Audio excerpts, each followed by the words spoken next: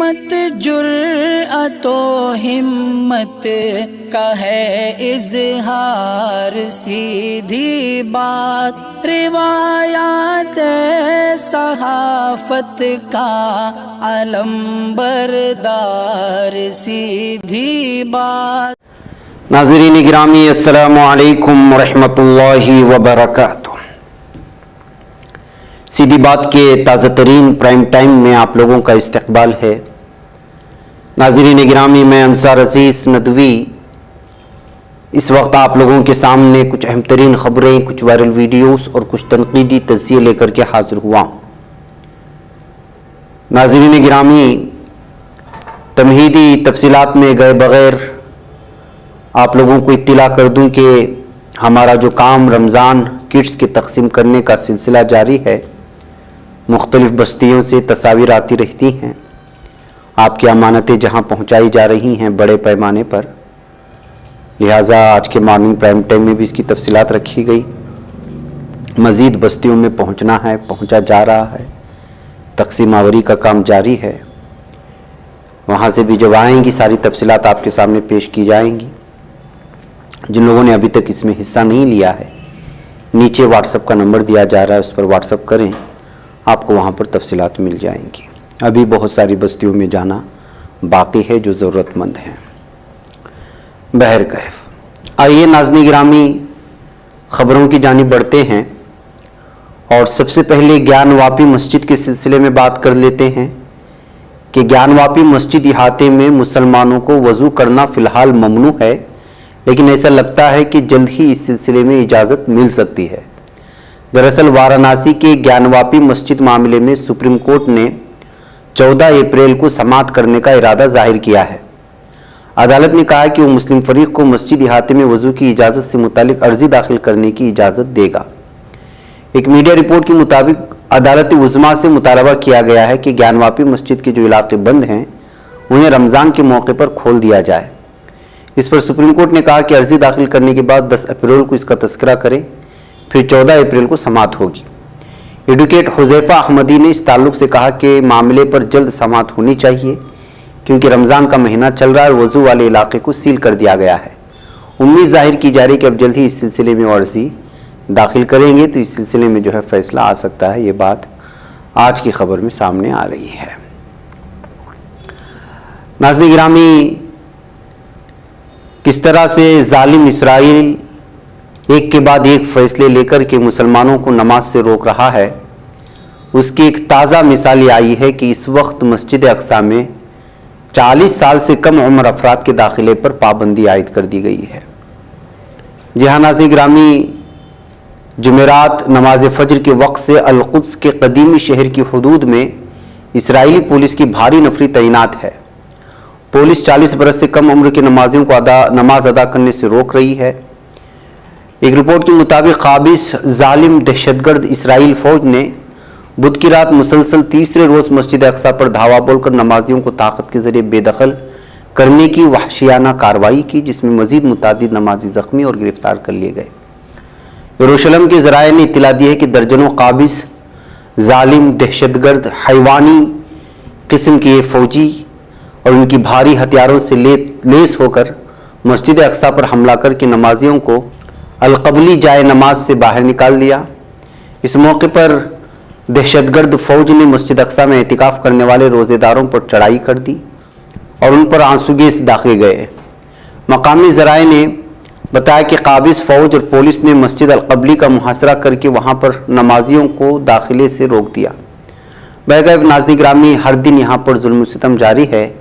अब 40 साल से कम उम्र अफराद के दाखिले पर पाबंदी आयद करके जालिम दहशतगर्द इसराइल ने एक बार फिर अपनी दहशतगर्दी का सबूत पेश किया है।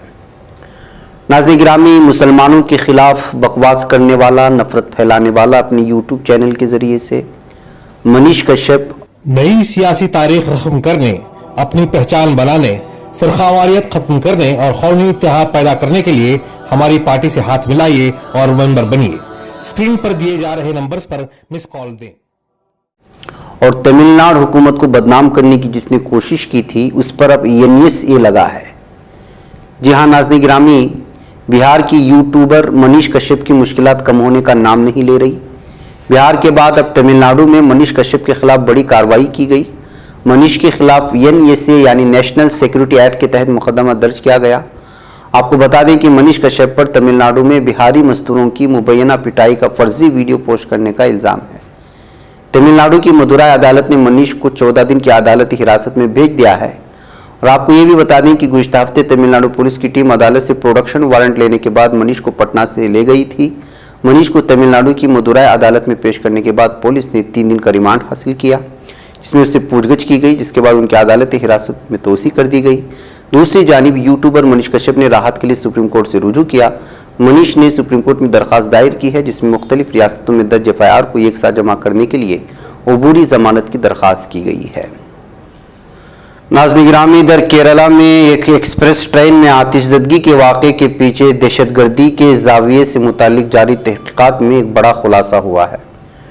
ट्रेन को आग लगाकर 3 अफराद को हलाक करने के मुलजिम शाहरुख सैफी से पूछगछ में खुलासा हुआ है कि वो पहले एक यूट्यूबर था और अपना यूट्यूब चैनल भी चलाता था, लेकिन यूट्यूब पर उसके ज़्यादा फॉलोअर्स नहीं थे। तफ्तीशी एजेंसी का ख्याल है कि सैफी के हैंडलर्स ने उसकी सोशल मीडिया सरगर्मियाँ देखकर उससे राब्ता किया होगा और उसे शिद्दत पसंदी के रास्ते पर ले गए होंगे। वहीं पुलिस को उसके पास से बरामद होने वाले नोट्स में करो और रोशन हो जैसे उर्दू अल्फाज का जिक्र मिलने की बात कही गई है। इसके नोटों में पहली सत्र लिखी थी, do it let's do it. ऐसे में तहकीकाती एजेंसियां क़ियास आराइयां कर रही कि कहीं शाहरुख का कोई बड़ा हमला करने का इरादा तो नहीं था। तहकीकाती एजेंसियों से वाबस्ता ज़राए ने भी बताया है कि सैफी से बरामद होने वाले नोट्स के मुताबिक उसने गुज़िश्ता साल जून के आखिर से अपने रोज़मर्रा के मामलात में तब्दीली की थी और इस दौरान उसका तर्ज ज़िंदगी भी बदल गया था। उसने सिगरेट पीने जैसी बुरी आदत तर्क कर दी थी और नमाज पढ़ना भी शुरू किया। ज़राए के मुताबिक सैफी फैमिली ने यह भी बताया कि वो पहले इतना मजहबी नहीं था, लेकिन गुज़िश्ता चंद माह से उसने दिन में 5 वक्त नमाज पढ़ना शुरू कर दिया था। आपको बता दें नाज़रीन गिरामी कि महाराष्ट्र के रत्नागिरी से शाहरुख सैफी को जुमेरात की सुबह केरला पुलिस सड़क के जरिए कोझिकोड लेकर के आई थी। सैफी पर इल्ज़ाम है कि जब अलछा कन्नूर एग्जीक्यूटिव एक्सप्रेस इतवार 2 अप्रैल को रात तकरीबन 9:45 पर कोझिकोड शहर को पार करने के बाद कोरा बोझा रेलवे पुल पर पहुंचा, तब उसने कोई आतिशगीर माए डालकर अपने साथी मुसाफिरों को आग लगा दी थी। तो नाज़रीन गिरामी, इस तरह से जुनूनियत की हद कर दी थी इसने। इसमें 3 अफराद मुर्दा पाए गए थे। आपको मालूम है, एक बच्चे और एक खातून समेत इसमें इंतकाल हो गए थे और सब के सब मुसलमान थे। इस बात को लेकर के जहाँ पर जो है हंगामा मचा था और पूरी फैमिली को जो है जिंदा जलाने की इस शख्स ने कोशिश की थी। अब इस सिलसिले में अलग अलग तरह से इस सिलसिले में छानबीन कर रही है। अब देखना है कि सैफी इस फैमिली को आखिर क्या वजूहात की बिना पर जो है ये करने पर वो मजबूर हुआ था। वहीं नाज़रीन गिरामी, कर्नाटक के बीदर से अच्छी खबर ये आ रही है कि यहाँ पर गैर मुस्लिम तलबा अपने मुस्लिम तलबा के लिए जो है इफ्तारी का इंतज़ाम कर रहे हैं। यहाँ नाज़रीन गिरामी, गैर मुस्लिम तालिबात की जानिब से हिंदू मुस्लिम कौमी यकजहती को बरकरार रखने के लिए इस अपनी जानिब से दिए जाने वाले इस इफ्तारी इंतज़ाम को लेकर के इस वक्त अलग अलग अंदाज में इसकी तारीफ़ी कलिमात सामने आ रहे हैं। आपको मालूम होना चाहिए कि शाहीन ग्रुप ऑफ इंस्टीट्यूट में पढ़ने वाले तलबा की जानिब से जो है ये इफ्तारी का इंतज़ाम किया जा रहा है अपने मुस्लिम दोस्तों के लिए, मुस्लिम हमसाथी हमजमा तलबा के लिए। नाज़रीन गिरामी, आइए उत्तराखंड की खबर आप लोगों के सामने रखूं कि एक नाबालिगा लड़की के साथ जो दुल्हन की बहन थी, उसको शादी से किडनैप करने के बाद गजेंद्र सिंह और कमाल सिंह ने उसके साथ हैवानियत की हदें पार की हैं। इन दोनों को गिरफ्तार कर लिया गया है। नाज़रीन गिरामी, उत्तराखंड में इतना बड़ा मामला पेश आ जाता है और मीडिया इस वक्त जो है चुपके साधे बैठा हुआ है और आप अंदाज़ा लगा सकते हैं कि दुल्हन के शादी के इस सेरेमनी में जो है उस लड़की को अगवा करके ये जो है हैवानियत अंजाम दी गई है। नाज़रीन गिरामी, बिहार में भी क्या यहाँ की पुलिस एक तरफा कार्रवाई कर रही है? शिकायत करने के लिए जो लोग गए, क्या उन्हीं के खिलाफ केस दर्ज करने की कोशिश कर रही है?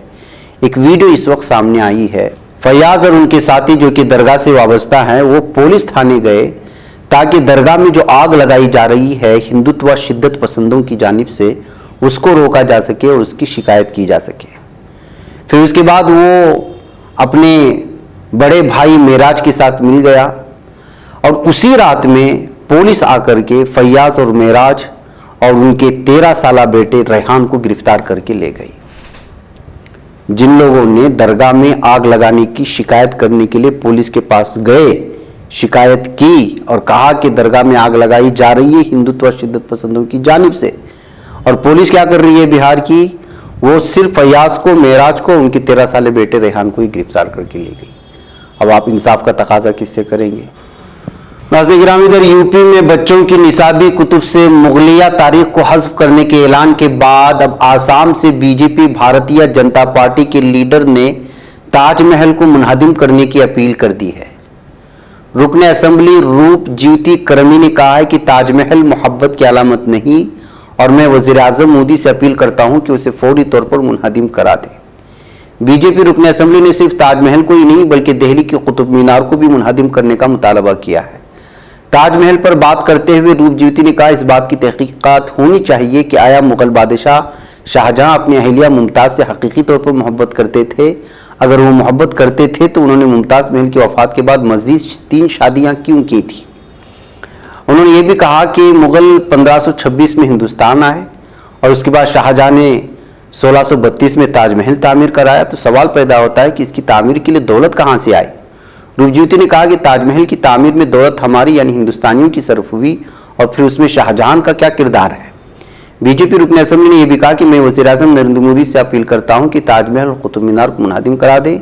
उनके मकाम पर दुनिया के सबसे खूबसूरत मंदिर तामीर कराए जाएं। इसके लिए मैं 5 महीनों की तनख्वाह अतिया करने के लिए तैयार हूँ। तो नाज़रीन गिरामी, ये हालात हैं। अपनी ही तारीख को बदलने के लिए किस किस तरह की थ्योरी बयान करते हैं बीजेपी लीडरान की जानिब से।